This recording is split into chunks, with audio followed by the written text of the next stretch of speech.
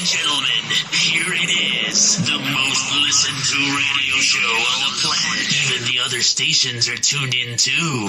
Hi, this is Darren Schmidt from the Dead Man's Digest, and you're listening to the Coaster Challenge Podcast. Hi, this is Jeremy from Buckeye Coasters, and you're listening to the Coaster Challenge Podcast. Hey, this is Josh with Scream and Stream, and you are listening to the Coaster Challenge Podcast. Hi, I'm Kim Brooks, and you're listening to the Coaster Challenge Podcast. I'm May Story, and you are listening to the Coaster Challenge Podcast. Hey, this is Aaron from Pursuit of Thrills, and you're listening to the Coaster Challenge Podcast. This is Airtime Mike from L to Orion YouTube, and you're listening to the Coaster Challenge Podcast. Do you accept the Coaster Challenge? Yes, I accept the Coaster Challenge. Do you accept the Coaster Challenge? Coaster Challenge Podcast is here. It's time to face your fears. Get that theme park therapy and lend us both your Coaster Challenge Podcast is here. Your fear can disappear. We know that theme park therapy can dry up all your tears. Do you accept the Coaster Challenge? Yes, I accept the Coaster Challenge. Do you accept the Coaster Challenge? We accept because you know we're not average. You're listening to the Coaster Challenge Podcast. A journey where people become fearful to fearless, all from riding roller coasters. So please, secure your hats and glasses and keep your hands and arms inside the podcast. It's time to accept the Coaster Challenge with your hosts, Andrew Locke. Hi, everyone. This is Andrew, one of the producers of the Coaster Challenge Podcast. I got to tell you guys, I've been involved with Coaster Challenge now for over 5 years, or just about 5 years now. One of the things I really enjoy, as I talk about in a lot of our interviews, is this social aspect of this hobby. And one of the kind of unique areas of the social aspect of this hobby for me over the past few years has been the networking that the podcast and the channel and the network here has done with various parks. And we have great relationships with various parks, especially the SeaWorld chain, SeaWorld Busch Gardens. We've got a couple of their major parks, of course, here in Florida, where I live. And I have the unique honor, or somewhat unique honor, I should say, of getting to go to a lot of media events. And I get to meet all kinds of people at media events, people I don't necessarily normally hang out with or are part of my regular friend group, if you will, at parks. And I've got two of those people here today that I've had the great pleasure of meeting and talking to, two very wonderful and nice people that I mainly knew from their Instagram channel and their great videos and promotion of the amazing parks we have here in the theme park capital. And I met up with them recently at an event at Busch Gardens. We were talking, and I was like, I got to have you guys on the podcast and talk about your great channel. And here we are today. So I'm proud to welcome Danielle and Mike from Ride On Orlando. Welcome. Hello. Hello. Glad to have you guys, and I think it'll be a fun discussion here today. We don't often have multiple people on, but I know you guys are a couple and you work together, and so I think it'll be kind of fun and a nice dynamic. If you could both just tell us about yourselves and your love of parks and coasters and whatnot. Yeah, I'm Danielle. I grew up in Cincinnati, Ohio, so I had Kings Island very close by. I went as a kid, but mainly started going a lot in high school, and every single day after school, I would just be like, let's go to Kings Island. And I think it was probably a 10-minute drive, not very long. And drug along my best friend. I think she wasn't really a coaster person, but it was fun to go together. So that kind of started it. And then I've gone to so many theme parks since then, but that was a start for me. Awesome. Yeah, and I'm Mike. I actually grew up in the UK, but I've been settled here in the States probably for about the last 10 years. So my love for theme parks really goes right back to when I was a kid. And I didn't go to the parks all that often when I was growing up, but I just loved, I kind of got caught up in the hype of, I'm going to sort of date myself a bit here, but of like Euro Disney opening in 92. And then in the UK in 94, we had what we called the year of the roller coaster, which was when Nemesis and the big one opened at Blackpool. Oh, and I just got kind of swept up by that hype. And sort of ever since then, I was just fascinated by theme parks. Nice. That's awesome. And So just to kind of a couple things to relate to some of the things you guys mentioned. So Danielle, you mentioned your home park is Kings Island. I've like a lot of enthusiasts, I've been fortunate to have a lot of travels, be able to travel a lot, whether it be road trips or traveling for work and going to parks on the weekends or taking time off while I'm traveling internationally. I've been to a lot of parks. And there's many parks where I've just been to them once, and I've gotten most of the credits, and I'll eventually go back when they get more coasters. But there are some that are not just local parks, but parks I have to travel to that even though I've got all the credits, I go back to on a regular basis. We're talking once a year, even more than once a year. And one of those parks that has become beloved for me, especially over the past 5 years or so, where I go back there at least once a year, is Kings Island. Like you guys, I live in the Orlando area, in Orlando proper, and I went to Kings Island last year. The previous year I went for Labor Day weekend, Cedar Point as well. Last year I went to Kings Island during July 4th weekend. Got to see their amazing 50th fireworks show a couple nights, and then this year I'm going for Coaster Stock. I've never been to Coaster Stock, and I'm very excited. One, because I love events like that. Two, so many of my friends are going to be there, a lot of Kings Island locals. And again, I love the social aspects of this hobby.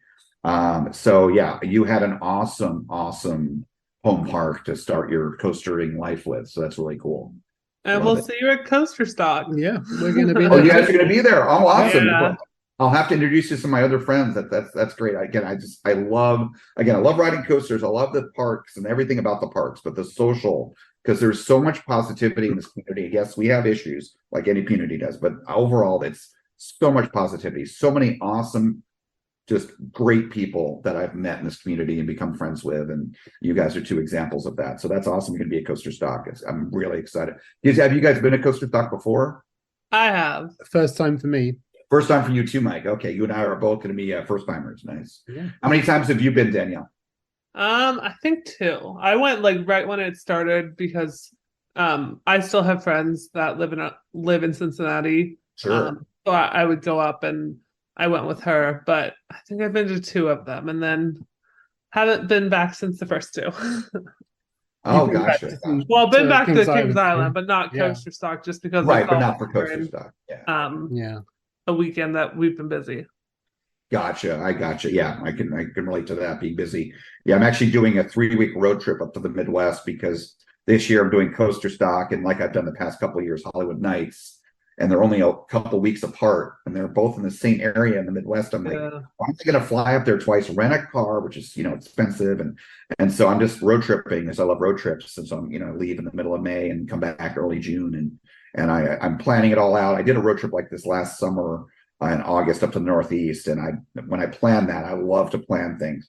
I bought a whiteboard, one of those calendar whiteboards where you can just put whatever weeks you want in it, whatever dates, and yeah, do you use it for things like that, for road trips? Yeah, I put every single trip. I mean, we don't have work trips because we both work from home, but like our trips coming up are all on the calendar. Yep. So so I figured I was not the only one that came up with this idea. So so I'm already, what I do is I map out the hours of the parks I'm planning to go to each day, and I figure out, okay, this one's open later, this one's closed this day, what to go to what day, and besides, of course, when I'm going to go to Coaster Stock and Hollywood Nights, and just piece it together and figure out where, how I'm going to zoom back and forth. But anyways, I love planning this stuff, and Coaster Stock's can be a big part of that. Mike, I'm guessing you and I are about the same age, so don't worry about dating yourself there. I was in high school, a senior in high school, when the Euro Disney was opening, and as luck would have it, or not lucky as the case would be, my senior French class trip, like basically if you were in the senior year and you were in the French class, there was a trip at least that year that was optional. You didn't have to go. And I was, fortunate enough to be able to go on the trip. That was a great trip. Mm-hmm. The unlucky part was it was literally when Euro Disney was opening. Like, it opened while we were in Paris. Okay. And I begged my teacher, who was like the coolest teacher ever, Mr. Cohen. He's the coolest teacher, but teachers have their limits, and he would not let me, as a 18-year-old at that point, go to Euro Disney by myself or take some of the other kids. And he's like, nope, not happening. And I'm not taking you. And so it was close. Yeah, it took me, gosh, it was a good 15 plus years later until I finally got to go to Disney Paris and both parks at that point. But yeah, I'm glad you made it. What? Say again? I'm glad you finally made it then. Yeah, thank you. And you have been, I'm assuming, right? Because you said that you were right. Yeah. Right. Yeah. Awesome. That's awesome. Well, thanks for sharing a little bit about where you guys kind of got your start and your love of parks. And of course, now you guys live in Orlando and you specialize in covering the Orlando, Central Florida parks, right? We do, yeah. Yeah, I mean, we still put travel on there. So last winter we were in England, Germany, and Australia. Yeah. And next month we'll be in Dubai. So there's a lot of trips coming up, and we put them on the pages as well. Orlando's base, but we love to travel as well. So we're frequently all over the place as well, and we share as much of that as we can too.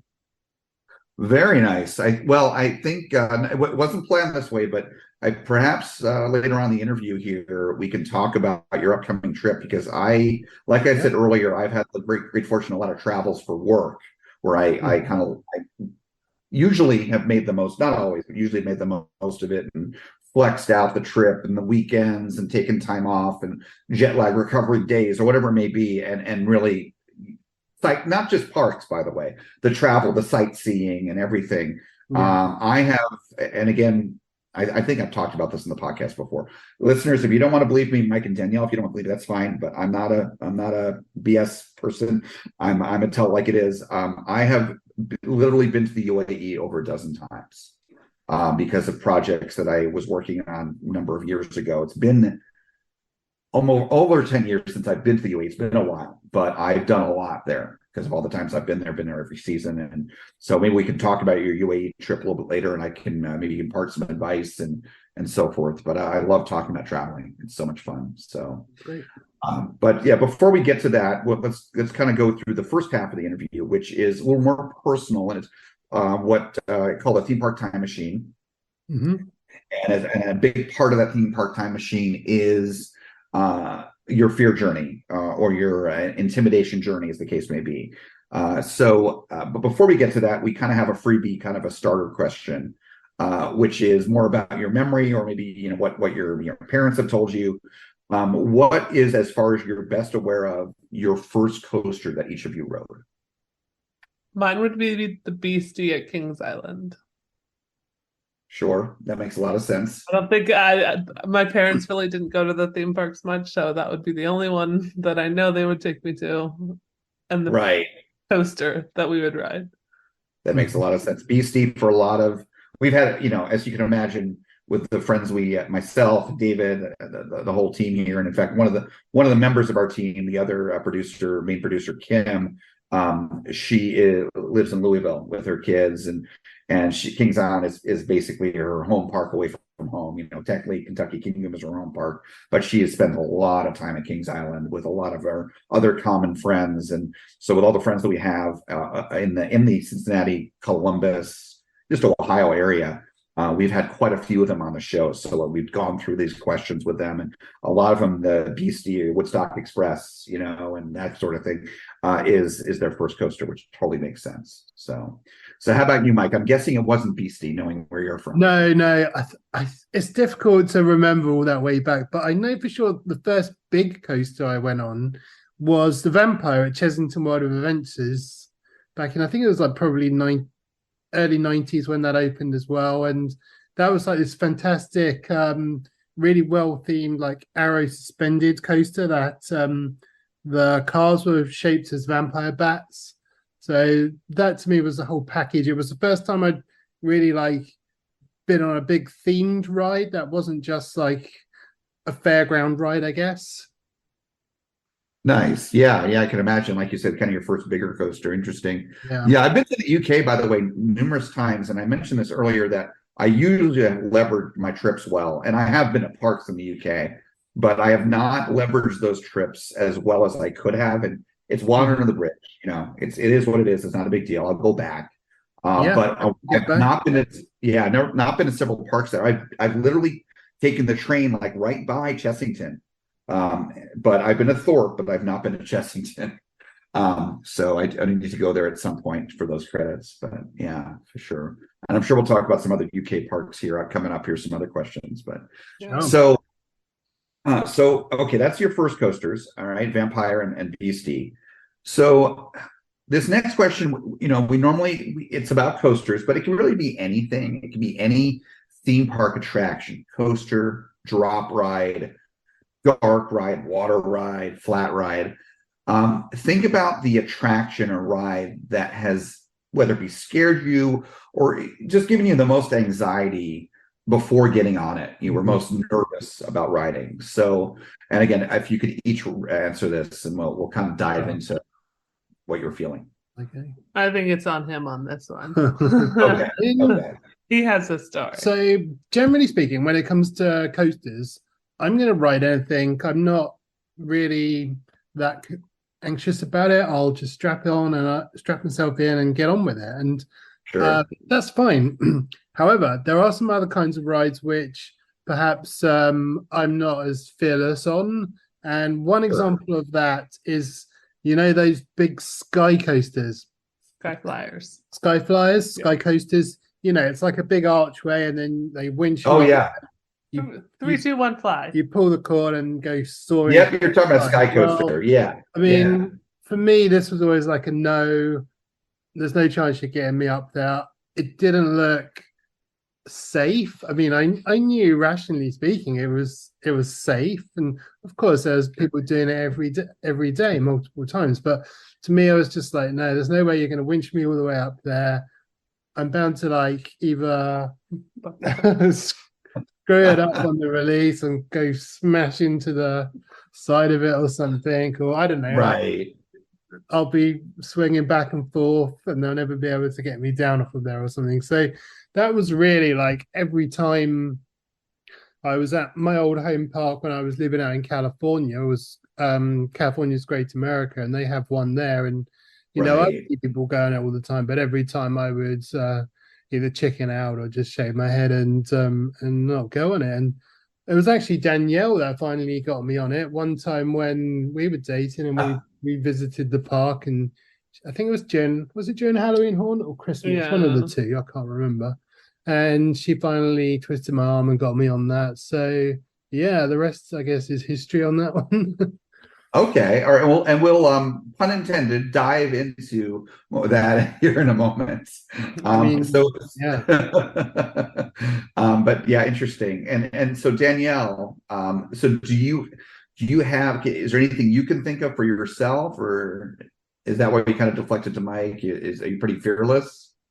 I'm pretty fearless. Yeah, I think. Okay. I mean, I've never seen him so scared of something until since I grew up in Kings Island, we had a sky flyer. My friends worked sky flyer, so the amount of money that I have paid to ride sky flyer in my lifetime is thousands of dollars, and so I'm just like, wait, you won't go on that? And so Danielle, so you said you have friends that were ride-ups for Starflyer or for the Sky Coaster Kings Island, but and even though they worked, you still had to pay. You're saying you paid. Oh yeah, I mean, I had to pay every. Okay. I went on it every day during high school. Me and my best friend. Really? Oh, the amount of money. Really? So how many times would you say you've ridden the one just to Kings Island? Just to guess. Hundreds. Wow. Yeah. Wow, that's an interesting. We weren't the smartest with money in high school.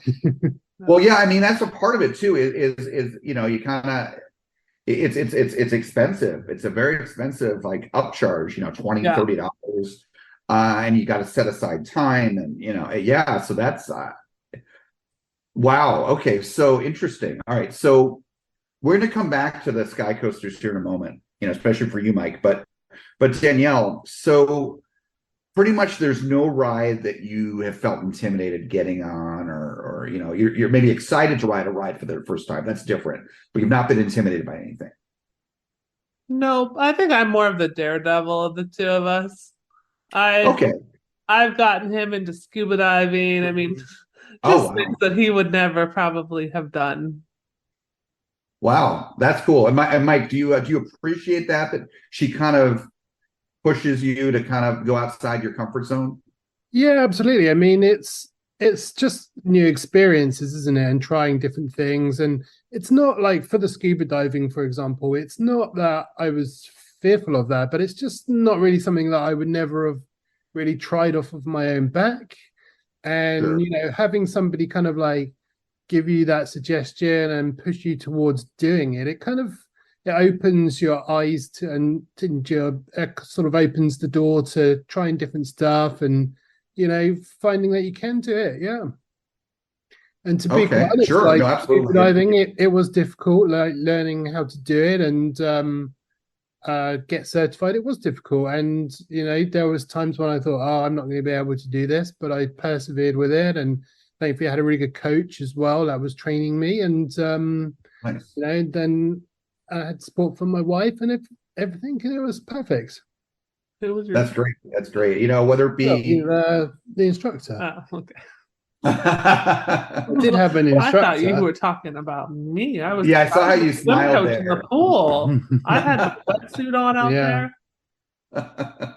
there. Whether it be, sort of our relationships, whether it be our platonic or non-platonic relationships, could be our platonic, just friends that we have in life, where, just having those interactions and the other people that have other experiences and other, hobbies or preferences, they can oftentimes get us to get into things like I have a friend of mine that's really into cruises.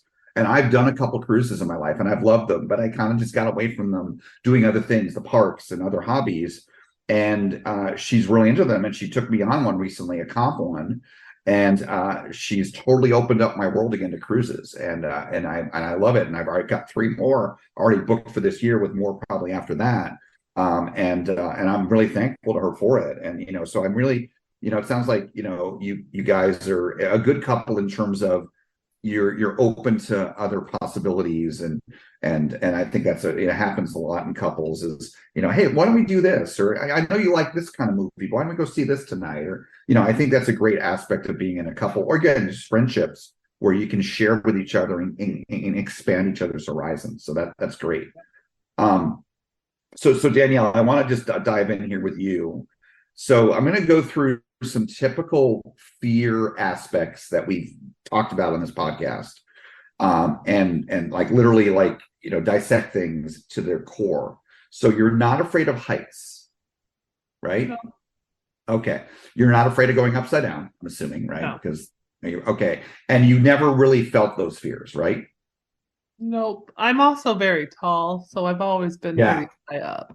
Yeah, you are tall. You are tall. That's true. I have him beat, so.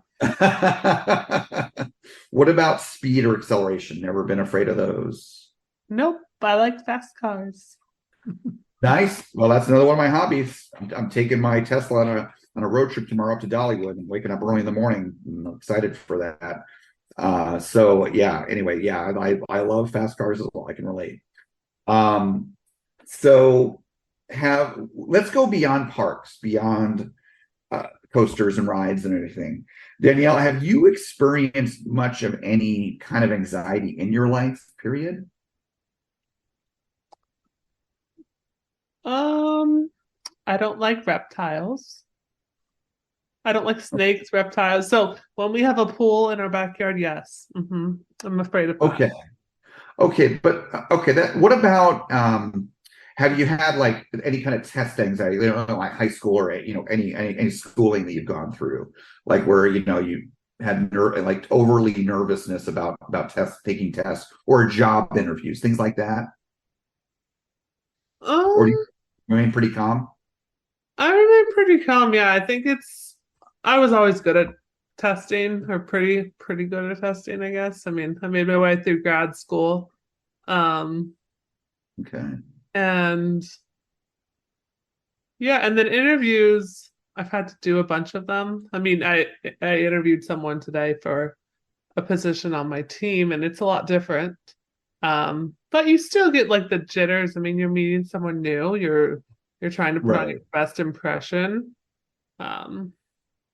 But I mean, but those jitters don't overwhelm you. They don't. You're able to just kind of keep cool and steady course. And okay. And what about? At least I think. I'm sorry. Say again. At least I think so.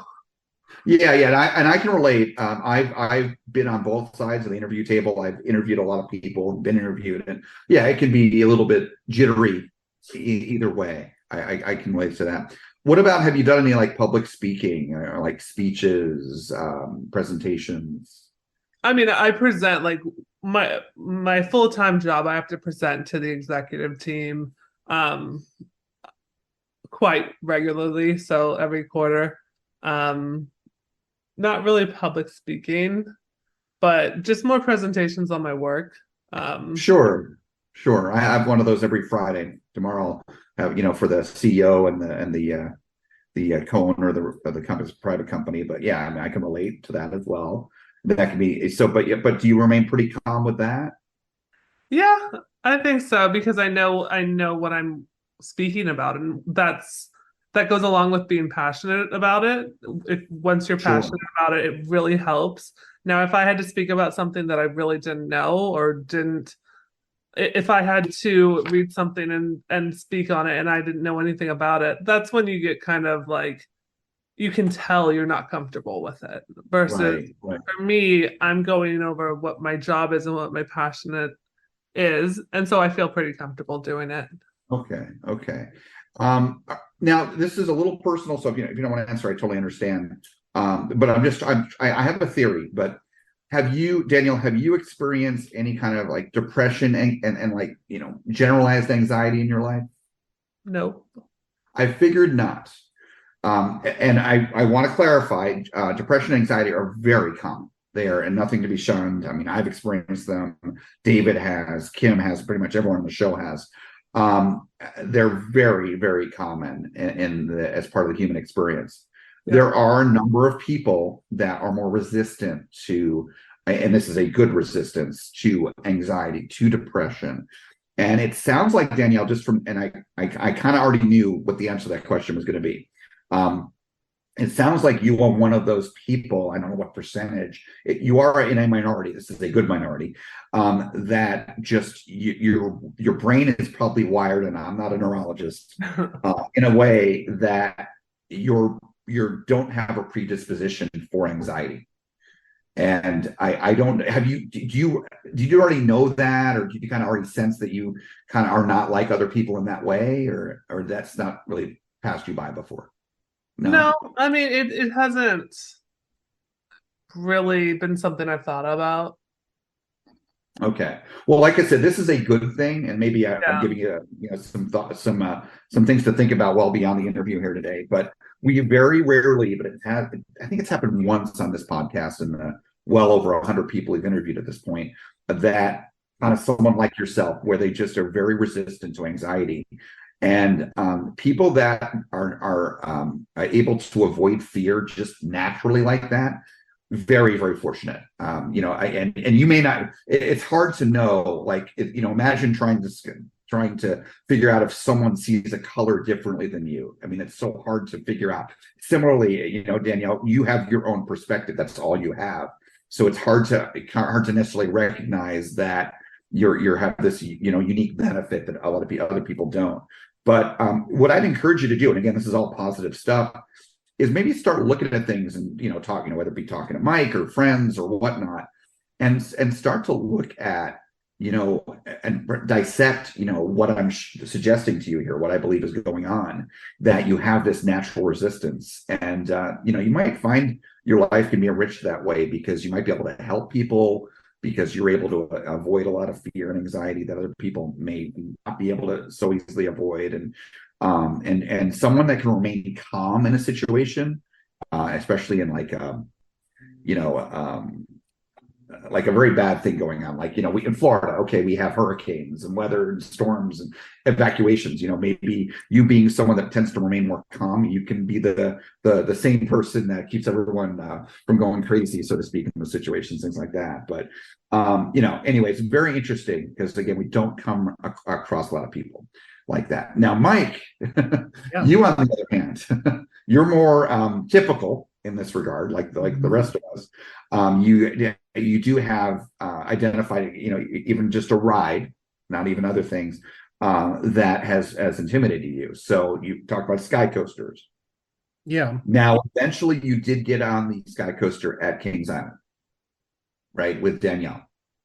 Well, it was at Great America, but yes, we did. I'm sorry, not Kings Island, Great America. I was thinking about the Kings Island one that Danielle's done hundreds of times. Right. Yeah. Okay. All right. So eventually, you did get on one at Great America. Do you know how tall that one is, by the way? I don't. Okay. Usually, it's one of the super tall ones. Yeah, but usually the regional parks, like the Six Flags ones, they're like 150 or so. Yeah, I would guess about that. Yeah. Okay. So, talk to me about when you did finally go on it with Danielle. It's obviously there's a process, and you're not in a big group of people. You're just, maybe waiting with a few other people in these small groups to get on these rides that are upcharges. And they're, of course, putting those suit things on the straps and then hooking you up to the cable. And, so you're going through a lot of what could be very anxiety provoking. So talk to me about what you were thinking as all that stuff was going on.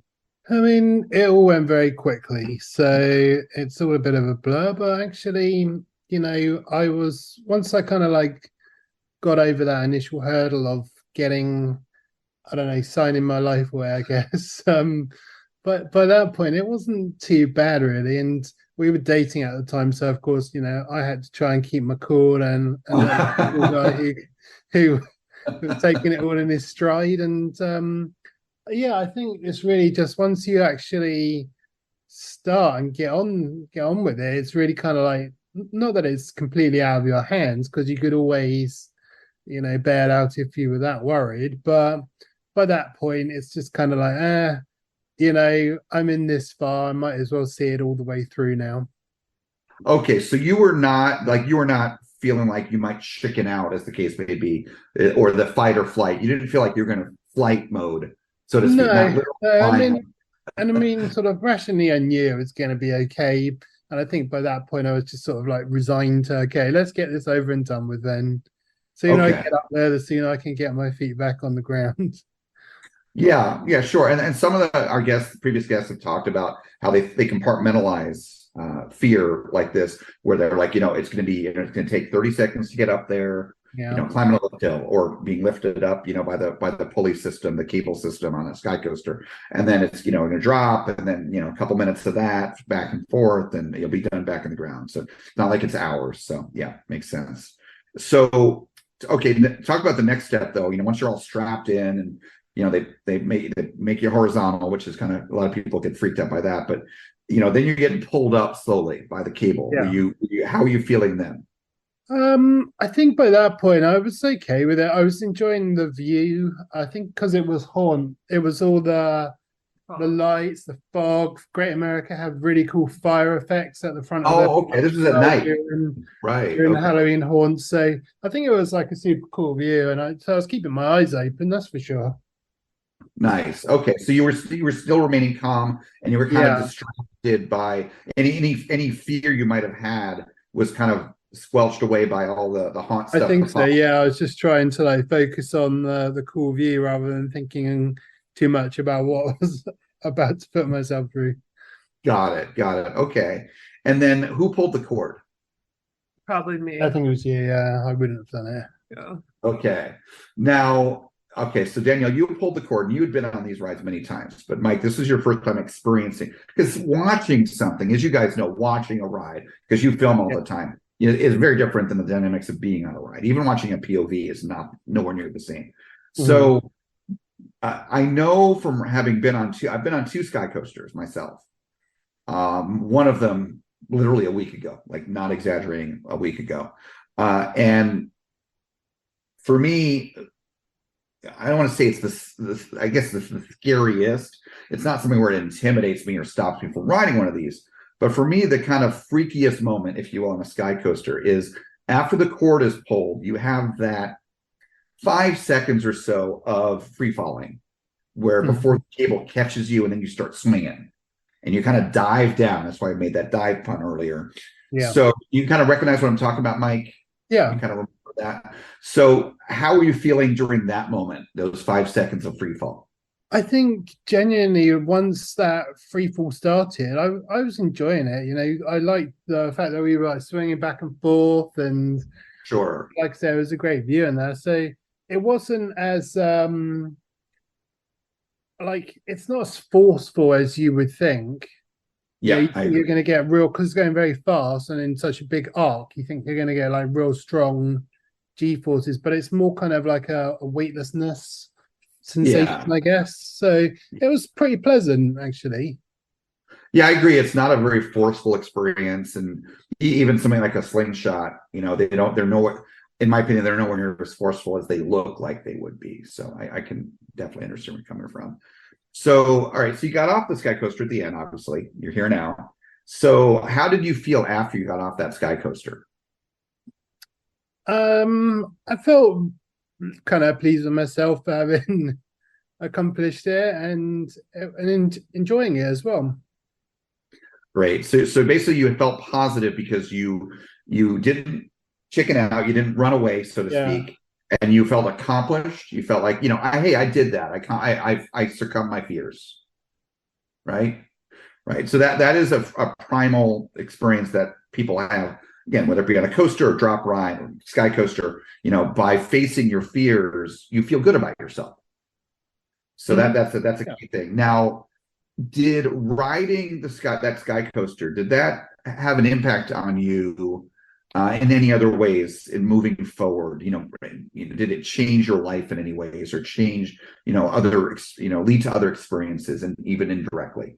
I mean, not really, but I have ridden another Sky Coaster since then, so perhaps it did, get me over that fear.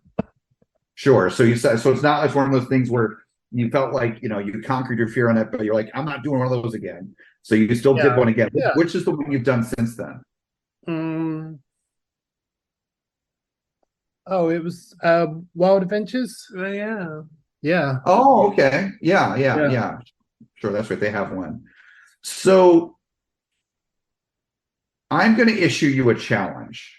And now this is a challenge for you, Mike. And I'm guessing if Danielle has not done this herself, this is going to be like a great experience for Danielle. I think it'll be great for both of you.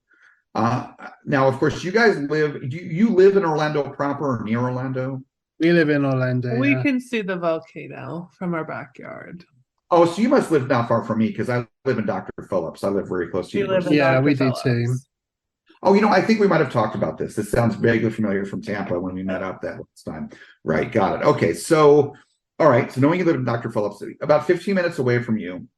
I mean, I'm assuming you guys have been to Fun Spot Kissimmee, right? I've done it. Yep, I know what he's done. Okay, so Danielle, you have done the Sky Coaster there? Mm-hmm. But Mike, you have not? No. Okay, the reason why I'm bringing it up, Danielle probably already knows what I'm getting at here. That is the world's tallest Sky Coaster. That is probably about double the one at Great America. It's about 300 feet tall. And I had never done it, and it was more, I mean, not even the money. It was just, I've got the Fun Spot pass, so I go and do the coasters and do other things when friends visit. And rarely when friends visit from out of town, they want to pay the upcharge for the, so, but I had friends visiting from out of town, and they wanted to do the Sky Coaster. I'm like, great, I've never done it there. And I just did it a week ago. That's the one I was alluding to earlier. And it was a nighttime experience, and it was definitely more intense, but not in a bad way, just in a good way, than the one I had done at Discovery Kingdom 6 years ago, because it's taller and faster and all that stuff. So my challenge to you, Mike, whether it be yourself or maybe with Danielle or with a friend, is to do that Sky Coaster. And obviously you're not gonna do it here during the interview, but maybe message me or let me know how that goes, because it's definitely the biggest of them. It's the biggest in the world. So all right, well, I guess I'll see what I can do. We'll keep you posted. Yeah, keep me posted on that. So for sure. So going beyond the fear that you faced and successfully and riding that Sky Coaster at Great America, and for both of you, just going beyond fear and general anxiety, talk to me about how coasters and parks have had a positive impact on your life, just in general.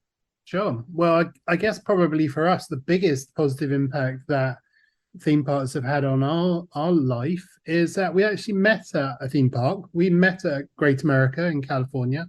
Oh, nice. I used to, before living here in Orlando, I was living out in the Bay Area. And I was a local, like Great America was my home park, and Danielle was visiting the area for business one day, and as a park enthusiast, she visited the park, and that's where we ended up meeting. Nice. That's awesome. How many years ago was that? About 4 now, I think, or probably even a bit longer now, actually. Yeah. Okay, so it was before COVID. I think it was 2018. Okay, so 5 years. Okay. Yeah. Okay. So was that the day you met? Was that the day you did the Sky Coaster, by the way, Mike? No, it wasn't. That was a little bit later. A little bit later. Okay. We weren't dating when we met. Oh, okay. It was later when you. We started dating like maybe the following year. Yeah. But of course, during that period, Danielle was still here in Orlando and I was still in California. So we were kind of a long distance relationship. I was flying here every so often. Danielle came out to California a few times, and we also met in the middle a couple of times. So I think, yeah, the trip that we did the Sky Coaster was when you were out visiting one time. Yeah. I gotcha. Okay, gotcha. Makes sense. So, and by the way, what town in the Bay Area did you live in, Mike? I lived in Santa Clara. I literally was just a couple of blocks away from Great America. I could walk there. Gotcha. The reason I'm curious is I've lived all over this country, and one of the areas that I've lived in on 2 different occasions is the Northern California, is the Bay Area. I've lived in Capitola, Santa Cruz, and Los Gatos over those 2 different periods. Okay, yeah, I know those areas well. Yeah, but I used to work. I'm an engineer, and I used to work in Silicon Valley. I had a couple different jobs there over the year. So, but I know that area very well. I used to go to Great America all the time, and so forth. Now, tell me, for you guys, are you guys more kind of coaster thrill ride people, or do you kind of see yourselves more as coaster enthusiasts, as the case may be, or more theme park enthusiasts, more like a Disney Universal high theme? Or do you do both? Mean, we do both. We actually got married at a theme park, so we're definitely theme park enthusiasts, and I think our page also showcases the entertainment. We're really good friends with a lot of the entertainers. Nice. So we do both. I mean, we both love the thrill rides, but also there are days where we go to the park, like yesterday at Universal. We didn't ride anything, but we watched the Mardi Gras parade. So a little bit of both. Yeah. It depends what mood you're in. And sometimes you're in a mood for just riding Mako 5 times in a row. Another time it's kind of fun to do the Star Wars dark rides at Disney and that kind of stuff. So, I mean, we're lucky because we have so much choice here in Orlando, and it's all really good stuff. So we can kind of pick and choose what we like, and depending on how we're feeling on any given day. Yeah, no, absolutely. Good point, Mike and Danielle. I mean, I moved here in 2018 from Southern California. I've lived in Southern California on 2 different occasions as well. And, Southern California has, Disneyland and Universal Hollywood, and Knott's Berry Farm and Magic Mountain, all that. Yeah. And when I was moving here, it was about improving the quality of my life and, getting away from the traffic and all the crazy cost of living in California. And I'm so glad I moved to Florida. I'm so much happier here, as I expected I would be. But Orlando was my number 1 choice of other places to move to from California, because it was the one place I knew I could move to where I wouldn't just be able to continue kind of having the level of quality of parks that I was used to in Southern California, but I really could upgrade the overall experience. And I think that's the only place in the world really you could move to, and in terms of the variety, like you said, the number of parks, the number of high quality parks. The Disney parks, Universal, etc., SeaWorld and Busch, and and all that. So in terms of like the theme side of parks for you guys, so you guys like the shows and things like that? Yeah. Okay. Yeah, we like it all, really, like a bit of everything. Sure. Okay. So you guys are very much like me. I mean, I love my coasters. I count my coasters. I love my coasters, but I love shows. I love the theming. I love, the parades and nighttime spectaculars and all that stuff. So You're not yeah. as into like the technical side of it, I think, with the coasters either. Like some of the different manufacturers and models and stats and things like that. We're not as up on that. Of course, we know the basics, but I don't think it's whereas perhaps as obsessive about that as some other people are. Sure. And me being an engineer, I do get into the technicals. I do like that. And I'm like Danielle was talking earlier about liking fast cars. I like fast vehicles, whether it be cars or planes, commercial jets or military planes, trains. I've been on literally the fastest passenger service train in the world, which is in Shanghai, maglev train. And I just love that I was on the train that goes over 400 kilometers an hour and just wild. And so me being the engineer, I just love that stuff. But I get it. Not everybody's into the technical, so that makes sense. So, and forgive me, as you guys know, I do follow you guys and I love your content, but I'm not, because I have a busy life. I'm not on Instagram all the time. I'm not even on it every day. Sometimes I'm like, oh gosh, I got to get on there and check my notifications and before they go away and all that. So I was not aware that you guys were in Europe. So you guys went to Europe last year? Yes, we went twice last year. We went to England last spring, and then we went to Germany around Thanksgiving, and then also England again after that. Okay. Yeah. Okay, so you went to Germany, because I'm kind of leading into a question. This relates to a personal preference of mine, or just a new obsession of mine, I guess is a better way to put it. So I've been we're talking about, okay, you guys love the coasters and the theming, and you love everything, which is very much like me. And you guys went to Germany. Now, was this the first time you did parks, both of you, in Germany last year? It was the first time for Danielle, but I've been before there. Okay, now Mike, which parks in Germany had you been to before? I've been to Europa Park, Phantasialand, Holiday Park, Movie Park. I think that's probably all the ones I've been to.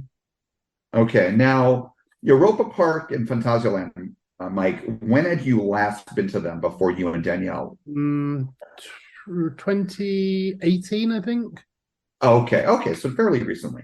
And I'm assuming both of you went to both those parks yourselves. We did, yeah. We went on our trip in November. Okay, all right. So I'm curious, actually, and I've kind of preloaded things, so please answer honestly, and all that, just opinions. For both of you, and granted, Mike, you've been to some of these parks before, but what was your favorite park?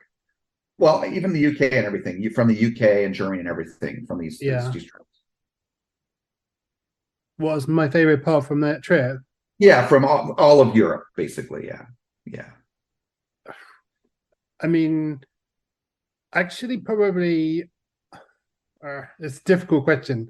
I'm always going to have a soft spot for Alton Towers, just because it's the part that I went to a lot when I was younger, and it's got a fantastic coaster collection, and it's an awesome park. But I also really love Efteling in the Netherlands. That's like a fantastic park with, when we talk about rides and theming and that combination. Oh yeah, I think that's like second to none, really. Like, oh really?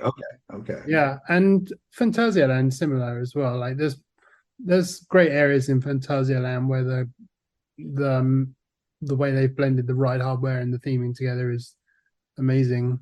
But there's also kind of like older areas of that park that will probably get updated in the future. Yeah. And then certain rides like Geister Rickshaw, the dark ride they have in the China section, which is rumored to. I don't like to talk a lot about rumors on the podcast, but this is of course Europe, and we're more US, but that is rumored to be going away soon. Anyways, so Danielle, what about you? What was your favorite park? You were kind of new to all these parks in Europe. Probably Alton Towers. Alton, really? Okay. Yeah. Okay. I just think it's an absolutely beautiful park. Yeah, Alton is one of the parks I've not been to in the UK, and it's the one that I'm like, man, I should have. Again, it's not water under the bridge, but I should have went when I had the chance when I've been over there. But I just got to go back there, and I just didn't go that far north in England and in the UK and go up there. But I've heard amazing things, and so you guys, so you would rank. So Danielle, you were again new to all these parks over there. You would rank Alton over Fantasyland. Interesting. Okay. What was your favorite coaster from Alton? Like each of you, what's your favorite coaster at Alton? For me, it's Nemesis, hands down. Sure. You liked Wicker Man, didn't you? I liked, Wicker Man was my favorite. Yeah, Wicker Man looks amazing. I'm a huge wooden coaster fan. I mentioned I'm going to Dollywood, and right now Lightning Rod has been down all week. Shocking. Not shocking. What's that? Not shocking. Yeah.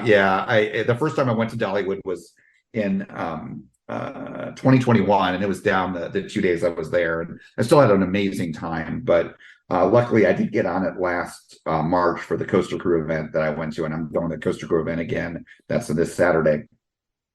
And it's been down all week, and we got nighttime ERT on it last year, and we're getting it again this year if it's up. So we're all hoping it's up. But if it's not, the alternate we've been told is going to be nighttime ERT Thunderhead. And what they used to get a lot of the times, the Coaster events got Thunderhead for the end of the night. Yeah, it's you've done a number of Coaster events, Danielle. Yeah, nice. And I've done most of the Lightning Rod ones, but I have to actually work on Disney in the morning and help out. Gotcha. I'll be up in a few hours, so we could go to the event this weekend. Yeah. Oh, I gotcha. That's too bad. Yeah, so the Coast Group puts on great events. I've done a number of them now, and Tim is a personal friend of mine. He's an awesome guy, and yeah. Well, what I was getting at is, with Thunderhead I love Thunderhead, and it's one of my favorite GCIs. And if we have to have the ERT on that, I will still have a blast. Yeah, it's pretty fun at night. It goes pretty fast at night. It's a good ride. Yeah. Oh, yeah. I bet. I've ridden a little bit at night, but not done ERT on it, which is a whole different ballgame. But again, I'm kind of what I'm leading to is Wicker Man. I'm very curious about Wicker Man because I do. I love GCI. I mean, I like Gravity Group, well, at least Voyage, better than any other wooden coaster. But after Voyage, there's a lot of GCIs on my list that are my favorite coasters. But anyways. All right. Well, I was just curious to kind of talk about your Europe trip a little bit. So I had talked about it at some point there. It was very cold. We went during November, and it was really cold. We weren't used to it coming from Orlando. Okay. Now yeah, of course. Yeah, it would be cold. I was there in early October. The weather was great. And then again, in between Christmas and New Year's, and it was cold. But remember how we had that cold snap here in Orlando of Christmas weekend last year? Well, ironically, it was warmer in Europe and like Belgium. And I was in Belgium. I was at Plopsaland on Christmas Day, and it was warmer there than it was here. We were in Australia then, so we weren't. Oh, so you weren't here for it either. Okay. No. It was summer in Australia, so it was pretty warm. Gotcha. Okay. Now I'm curious. This is for my own self-interest, although it can help our listeners too, because you probably already figured it out. If you guys look at my profile, you know this. I'm obsessed with Fantasyland. It's my new number one park. Two of my top coasters are there. Fly is my number 3. Terran's my number 1. I'm obsessed with that park for so many reasons. And I went in December primarily for Wintertron, because a good friend of mine, Brad, who lives here in Orlando, theme park coaster enthusiast, he's from the UK, and he told me about how amazing Wintertron is and the night rides. And I was blown away. I just the best theme park event in the world. He's so right when he told me that it's his favorite event in the world. So I'm assuming that you guys, when you went to Fantasyland, it was during Wintertron, right? Yeah. It was, yeah. Mm-hmm. Okay, and it was like during that Thanksgiving week. Yeah. Was it busy? It wasn't too busy, was it? It got busy. It got busy. We got there at opening, but it wasn't too busy. But it got busy later in the day. As it got to dark and all the night stuff started. Right. So yeah. Yeah, it wasn't too bad. So I'm assuming like your night rides, you mainly rode what, like Terran and Fly? Yeah. I think How long did you it was have the first time doing Fly, so that was like a real treat. Oh wow. Yeah, I love it. Fly is amazing. So how long did you wait for Terran and Fly at Oh, night? not long at all. Like Fly, we pretty much walked straight onto. And Taron, I don't think we waited much more than 15 minutes. Okay. So the reason why I'm asking this is my company, we have a shutdown between Christmas and New Year's. So that's why I went between Christmas and New Year's last year. And I'm like, and I had a great time, but the park was crowded. I mean, my friends and I, we were waiting like 50, 75 minutes for Terran Fly, even at night. And then, so I thought about, wait a second, well, I could go during Thanksgiving and just take a couple days off because I've got the Thursday and Friday off from work. So you guys have pretty much cinched it because I don't know of anyone that's been there during Thanksgiving recently. Yeah. So I think it was like super cheap as well. It's like 25 euros or something to go in during that. Yeah, I mean, I love my turkey dinners, but I'll give up my Thanksgiving turkey and with my friends. Yeah, it was right at the start of the Wintertron event. So I think as it was one of the first days, it was just like cheap. So yeah. Yeah, like this year it starts on the 18th of November, which is like a few days before Thanksgiving, a week before Thanksgiving. So, all right, well, you've definitely are kind of cemented my plans. I'll let you know how that goes. But in any case, so let's talk more about you guys and not so much your Europe trip, but just in general your coastering or just your theme park lives. So this could be a coaster, this could be a drop ride, a dark ride, whatever it may be. Talk about your craziest moment ever that you've experienced on any attraction.